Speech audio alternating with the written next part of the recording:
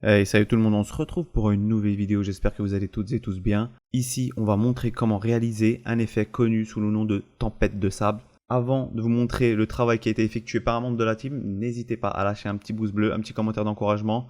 Abonnez-vous, ça fait toujours plaisir pour nous donner de la force. Venez nous rejoindre sur TikTok, Twitter, Snapchat, Instagram. On a vraiment besoin de votre aide afin de pouvoir continuer de travailler sur la chaîne.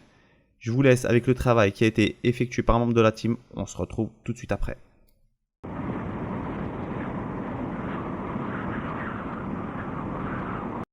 Ok, donc on est sous Maya. On va bien sûr dans les FX, on va créer un container de fluide. Donc dans un premier temps, on va le replacer tranquillement au niveau de notre scène, du haut de notre scène. On va mettre les sizes au niveau de X, Y, Z. Donc comme vous avez pu le voir, à 1000, 100 et 2000. On va ensuite lui faire faire une petite rotation de 90 degrés. Donc, sans doute, vous avez compris que ça va par la suite envoyer les fluides dans ce sens. On va créer un plane qu'on va bien évidemment faire faire une petite rotation identique. On va insérer ce plane au niveau du container et on va les associer en utilisant le emit from object. Une fois que ça a été fait, comme vous pouvez le voir, lorsque je lance une petite simulation, ça se met en place, mais bien évidemment, pour l'instant, c'est assez dégueulasse. On va aller dans l'onglet Auto Resize, l'enclencher. Comme vous pouvez le voir, pour l'instant, ça reste vraiment quelque chose de dégueulasse, on peut le dire. Boundary X, on va le mettre anon. Le Boundary Y, on va le mettre en Y negative side. On va augmenter la base résolution à 50, car petit à petit, on va changer les paramètres afin d'obtenir un résultat impeccable. On va aller dans le Fluid Emission Turbulence dans notre émetteur. On va mettre le Turbulence à 100, le Turbulence Speed à 1 et le Turbulence Frequency à 0,35 pour les trois canaux et le détail turbulence à 1. Comme vous pouvez le voir lorsqu'on lance pour l'instant des simulations, on n'est pas encore à un résultat optimal. Donc on va modifier les paramètres dans Content Detail, dans Densité, mettre le Buoyancy à 15, le Dissipation à 0.2, le Noise à 0.1, le Gradient Force à 60. On va aller dans le Velocity, mettre le Swirl à 5, le Noise à 0.5. Ensuite pour la turbulence, on continue. On met le Strength à 0.3, à 0.35 pardon, le Frequency à 0.5 et le Speed à 0.35. Donc on va aller ensuite dans les Lightning pour activer le Safe Shadow pour avoir un meilleur visu. Là, lorsque je lance ma simulation, on commence à avoir les prémices d'une tempête de sable. Donc on va bien sûr changer les paramètres de Transparency, ici à 0.6 pour avoir quelque chose de plus smooth. On va bien évidemment lancer plusieurs fois des simulations afin de voir quel résultat nous allons obtenir. On va augmenter en même temps la base résolution ici à 100 qu'on va faire de manière, qu'on va augmenter de manière, comment dirais-je, délicate afin de voir au fur et à mesure du temps le résultat que l'on obtiendra. Donc ici, comme vous pouvez le voir, on commence à avoir quelque chose de plutôt sympathique. On va aller dans le Dynamic Simulation, ajouter de la Viscosity à 0.025, le Damp à 0.1. On va mettre le High Data Solve à All Grid. On va augmenter le Substep pour avoir un meilleur résultat. Et le Solver Quality, on va l'augmenter à 100 et mettre le Substep à 2. On va augmenter aussi les valeurs dans l'Auto Resize à 800. Réduire le Auto Resize Threshold à 0.005 et on augmente aussi le Margin à 6, voire plus, ça dépendra de votre scène. Je suis allé ici dans l'Opacity pour améliorer un petit peu mon graphique pour avoir une meilleure forme au niveau de ma simulation. Je suis allé ensuite dans le Edge Drop-Off, comme vous pouvez le voir ici on a le Edge Drop-Off Shape avec plusieurs canaux où on peut choisir de quel côté va être notre smooth, c'est-à-dire de quel côté il va y avoir une légère transition pour ne pas avoir les rebords ou les bords de notre simulation brute, qu'elle ne soit pas trop brute et quelque chose de plutôt smooth. Comme vous avez pu le voir, j'ai augmenté la base résolution à 150 ici et augmenté aussi le transparency. J'ai mis le drop of shape en Y gradient pour avoir quelque chose de vraiment smooth comme je disais juste avant. Dans le Lightning ici, ce sera bien évidemment juste un aperçu, car si vous utilisez le moteur de rendu Arnold ou un autre moteur de rendu, vous n'aurez pas besoin de ce Lightning vu que vous aurez vos propres lumières avec le moteur de rendu. Donc par contre, pour le shading, on va, comme vous pouvez le voir ici, modifier la couleur afin d'avoir quelque chose qui va s'apparenter, ressembler à une tempête de sable, bien évidemment, c'est très important. On peut modifier au niveau du color input la transition des couleurs, comme vous pouvez le voir ici. Avoir plus de foncé vers le haut, plus de clair vers le bas, et ça permettra d'obtenir quelque chose de beaucoup plus réaliste. Je disais plus foncé vers le bas et plus clair vers le haut, ce qui serait plus judicieux ici dans notre composition. On va augmenter le turbulence à 500, augmenter le density method à 10 et on va lancer un petit aperçu comme vous pouvez le voir, ce qui permettra d'obtenir ici notre simulation. Donc comme vous pouvez le voir ici sur le travail qui a été effectué par un membre de la team, on a une simulation qui est beaucoup plus nette tout simplement car la base résolution a été modifiée, a été augmentée afin d'obtenir un résultat beaucoup plus important. Ici, on augmentera aussi le substeps à 4 et le solver qualité à 200. Et pour réduire un petit peu cette vitesse, on mettra le simulation rate scale à la base à 1 et on le mettra à la frame 50 à 0.1 afin de créer une clé d'animation de 1 à 50 pour avoir cette simulation qui se passe lentement car bien évidemment on a quelque chose qui est loin. Ensuite on va créer ce smoke dust, cette poussière qui vient vers nous comme vous avez pu le voir sur cet extrait de Play Blast. Pour cela on va créer une nouvelle composition. On va créer un plane qu'on va laisser un peu en mode rectangle comme ceci. On va lui attribuer un ramp dans le canal color du shader.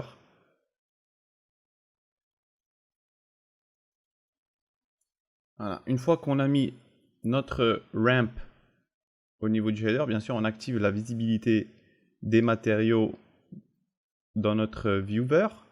On va modifier ici juste les couleurs blanches et noires. Comme vous pouvez le voir, on va juste créer dans un premier temps une bande noire, une bande blanche, pardon, que l'on modifiera avec une interpolation. Déjà, on mettra l'interpolation sur None dans un premier temps pour avoir les bords abrupts, quelque chose de vraiment sec.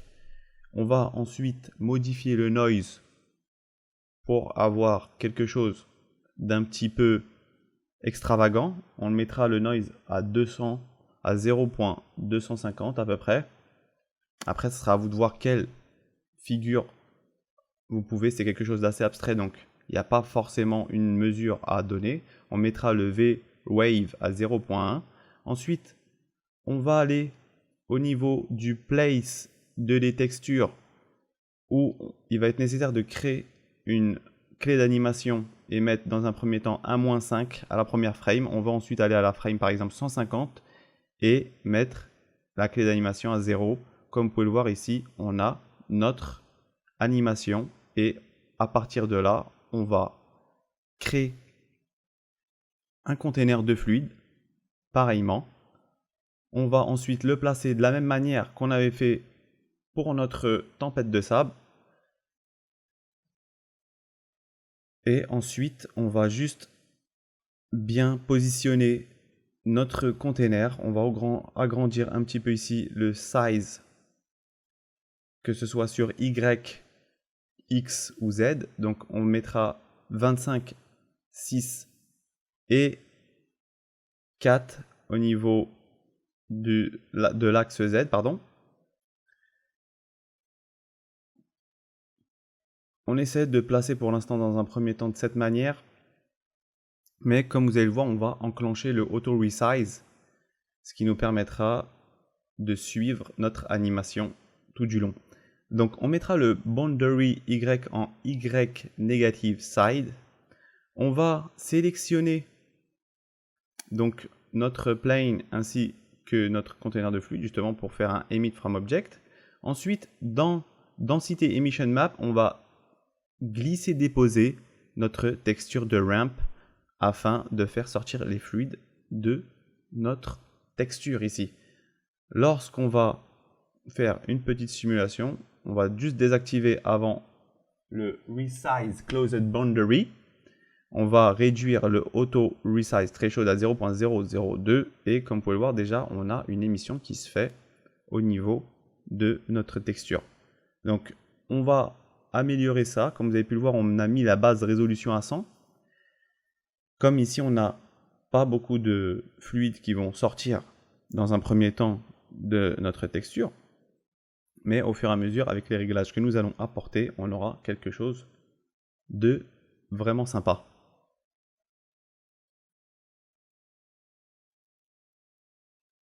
Ensuite, on va aller dans le fluide emission turbulence. On va mettre la turbulence à 100. Le turbulence speed à 1 et le détail turbulence à 1 aussi. Donc comme vous pouvez le voir déjà, on a quelque chose qui commence à vraiment être sympathique et il suffira d'améliorer 2-3 détails pour obtenir vraiment quelque chose qui va donner au rendu quelque chose de sympa, vraiment quelque chose d'impressionnant. On a ensuite dans notre fluide content détail, on va aller modifier quelques paramètres. En premier lieu, la buoyancy qu'on mettra à 10. Bien évidemment, lors de vos tests, vous devrez faire attention à certains paramètres et peut-être modifier certaines valeurs en fonction du résultat que vous voulez obtenir, bien évidemment. On mettra la dissipation à 0.3, le noise à 0.05, le gradient force à 50. On va aller dans le velocity. Ensuite, pour mettre le swirl à 2, le noise à 0.5. Dans turbulence, encore on va se mettre à strength, dans le strength 0.05. Et là, on peut lancer une petite simulation. Donc, comme vous pouvez le voir, déjà, nos fluides commencent à avoir quelque chose de plutôt sympa. On va réduire le buoyancy car ça part un petit peu trop en l'air, ça part un petit peu trop dans les airs. Donc, on va réduire un petit peu le buoyancy, peut-être mettre une valeur entre 3 et 5. On va augmenter notre base résolution. On va augmenter le simulation rate scale à 2 pour avoir quelque chose qui se fait de manière plus rapide. On va augmenter le damp à 0.025 afin d'avoir quelque chose de vraiment consistant au niveau de nos fluides qui sera, je pense, beaucoup plus impressionnant. On va ajouter du damp, j'ai dit 0,025 mais on va mettre plutôt 0,065. On va augmenter le substep à 2, le solver quality à 75 et dans un premier temps, on peut faire le test avec le simulation rate scale à 1 pour voir si effectivement nos paramètres fonctionnent correctement. Donc ici, on peut voir que on a un résultat qui est somme toute assez attrayant, visuellement sympathique. On va augmenter le simulation rate scale afin d'apporter de la vitesse car cette smoke, cette poussière va arriver tout droit vers la caméra. On va augmenter le swirl à 3.5, le noise à 0.55, le strength de turbulence à 0.150, le frequency à 0.2 et le speed à 0.35. Et là, on peut lancer notre simulation et on aura quelque chose de vraiment idéal au niveau de notre simulation. On aura vraiment quelque chose d'idéal au niveau de notre simulation.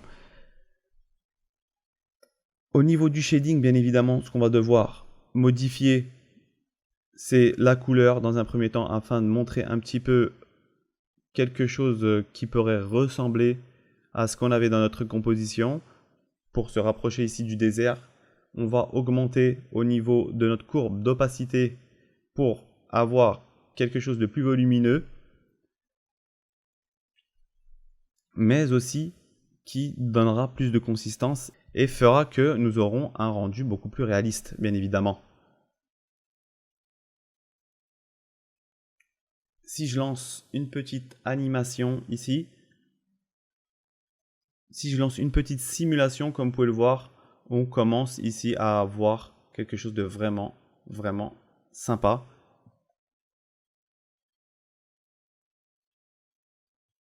Donc juste pour vous dire, n'hésitez pas à tester, à relancer vos simulations, car c'est ce qui vous permettra d'obtenir le meilleur résultat. On va modifier à 0.150 ici au niveau de la transparency. On va modifier notre courbe pour avoir quelque chose d'un peu plus consistant. Et comme vous pouvez le voir ici, on a déjà nos fluides qui vraiment commencent à être de plus en plus sympas et donnent un rendu vraiment sympathique. Donc comme vous allez le voir sur le play blast que nous avons effectué, lorsque l'on fait un N-cache, bien évidemment, on aura ce rendu à l'écran, et ce qui est vraiment sans doute pas mal. Donc j'espère que vous aurez apprécié ce petit tuto. On se retrouve très vite pour une nouvelle vidéo. Prenez soin de vous. Ciao.